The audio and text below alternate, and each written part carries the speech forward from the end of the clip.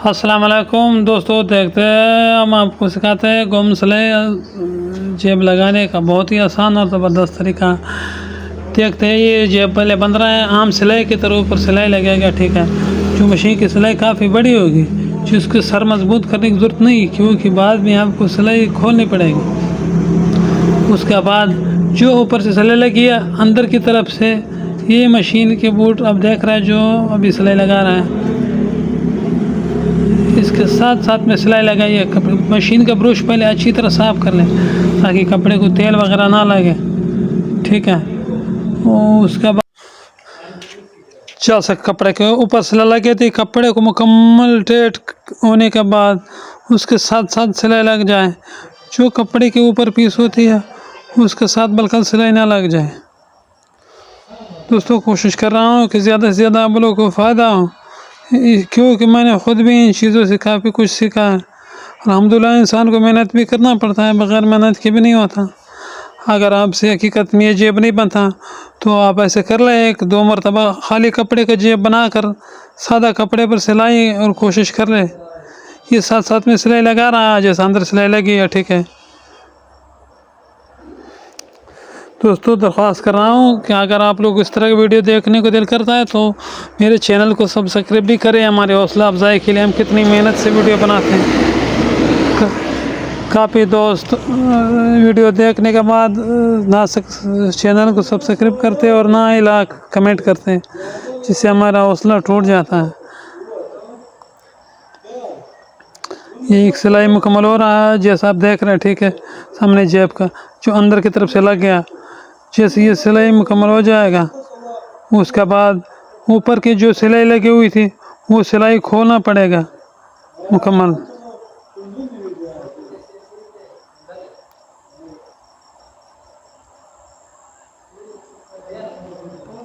इसमें पहली सिलाई लगी है जिसकी वजह से साफ जेब ऊपर से नहीं होगा, पहली सिलाई दूसरी सिलाई लगाना लाजमी होगा।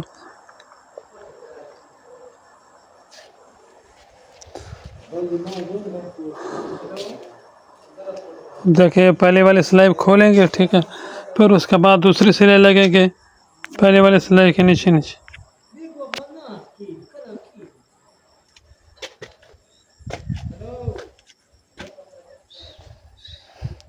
दोस्तों, ये जेब लगाना मुश्किल नहीं होता, बस आप एक दो मरतबा आम कपड़े पर ट्राई करके बना लेना। ठीक है, उसके बाद सूट को लगा लेना, कोई मुश्किल काम नहीं है। जैसे बाकी लोग निशानों से लगाते हैं वो मैंने भी लगाए हुए, वो काफ़ी ख़राब होते हैं, उसकी मोड़ में बिल्कुल सफाया नहीं होती। ये वाला जेब जो आप बना लेंगे ना और ये बना हुआ भी देख लेंगे तो आपको समझ आ जाएगा कि क्या हकीकत में गुम सिलाई जेब इस तरह ही बनती है।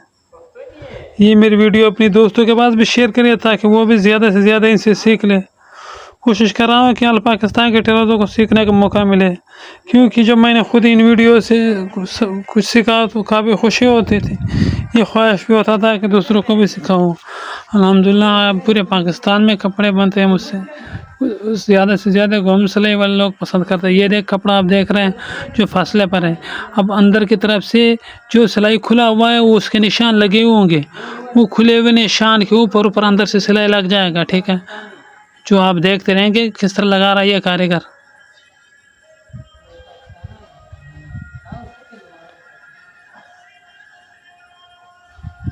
बिल्कुल मशीन का ब्रश साफ़ होना चाहिए, क्योंकि कपड़ा ख़राब हो सकते हैं। हर बार ब्रश साफ़ करने के बाद सिलाई लगाना है अंदर वाली सिलाई। ये दूसरी वाली सिलाई के साथ में सिलाई लगेगी, जो सिलाई खुल गई उसके निशान मौजूद होते हैं, सुई के निशान, वो सुई के निशान पे सिलाई लग जाएगी, जो बिल्कुल साफ़ सुथरा और ऐसा होगा जैसा कि ऊपर से सिलाई लगाने वाला जेब होता ना, उसी से भी साफ़ सुथरा लगेगा ये जेब। बस ये बॉस की सूट पर बन रहे हैं 8 पॉइंट बॉस की।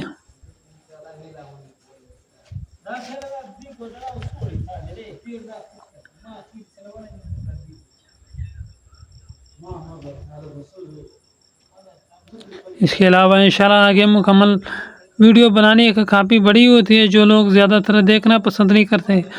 अब वैसे करूँगा मुकम्मल वीडियो नहीं, एक पट्टी कभी पट्टी की बनाऊँगा गुम सिलाई, कभी कफ की बनवाऊँगा और कभी सामने जेब की बनवाऊँगा, जो आप लोगों को इंशाल्लाह पसंद आएंगे। आज कोशिश किया सामने जेब की वीडियो बनाएं, ज़्यादातर काम ज़्यादा होने की वजह से वीडियो बनाने का टाइम नहीं होता है, ये मसला सबसे ज़्यादा होता है। अगर आप लोग हौसला बढ़ाएंगे तो इंशाल्लाह वीडियो बनाने के लिए भी आदमी रख लेंगे। आप लोग से दरख्वास्त है कि मेरे चैनल को लाजमी सब्सक्राइब करें।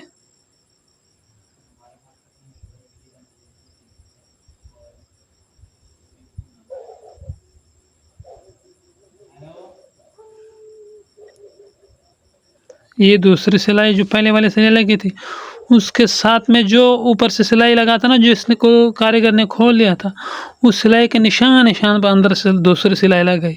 अब 2 सिलाई लगे इस पर, जो आपको दिखाया जाएगा वीडियो के ज़रिए। देखते हैं किस तरह दूसरी सिलाई अंदर से लगी है।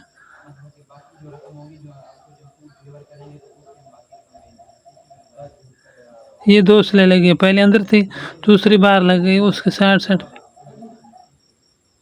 एक सिलाई से साफ बिल्कुल नहीं बनेगा, 2 सिलाई लगाना लाजमी होगा। अभी इस पर गद्दी बना ले जो कपड़े से बनती है, जिसमें अंदर कफ़ा वगैरह डाला जा सकता है।